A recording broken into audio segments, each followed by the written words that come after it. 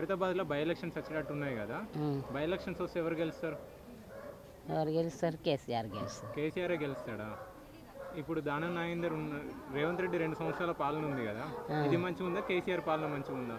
కేసీఆరే మంచిగా కేసీఆర్ మంచిగా ఉందా? మాకు మంచిగా ఉండు. మాకు ఇందిరాగాంధీ బిల్డింగ్లు గులగొట్టి డబల్ బెడ్రూమ్లు కట్టించిండు ఆయన. మీకు డబుల్ బెడ్రూమ్ ఎప్పుడు వచ్చిందమ్మా? ఇప్పుడు వచ్చి 5 ఏళ్ళు అవుతుంది. 5 ఏళ్ళు అవుతుందా? కేసీఆర్ ఉన్నప్పుడే వచ్చిందా?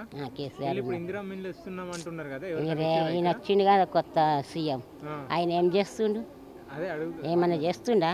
ప్రజలకు ఏమైనా చేస్తుండే ఆయన? ఏం చేస్తాడు?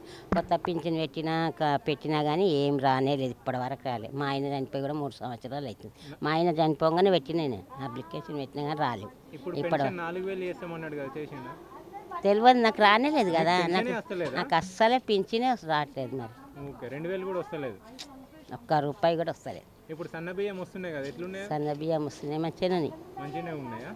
మరి బాగానే ఉంది. బియ్యం అయితే బాగానే ఇస్తుండు, రేవంత్ రెడ్డి ఇస్తుండ. ఇప్పుడు ఆ బియ్యము కేసీఆర్ ఇస్తుండా? ఇప్పుడు రేవంత్ రెడ్డి సీఎం ఉన్నాడుగా, ఆయన ఇస్తాడు. ఆయన సన్న ఇస్తుండు, సూదులు అసలు బియ్యం నూకలు ఏముంటలే వాళ్ళ మంచి బియ్యం ఇస్తుండు. పాపం బియ్యం ఇస్తున్నాడు. ఇంతకుముందు మంచిగా ఉంటున్నా బియ్యం? మంచిగానే ఉంటుండే బెట, దొడ్డి బియ్యం అయినా కానీ మంచిగానే ఉంటుంది.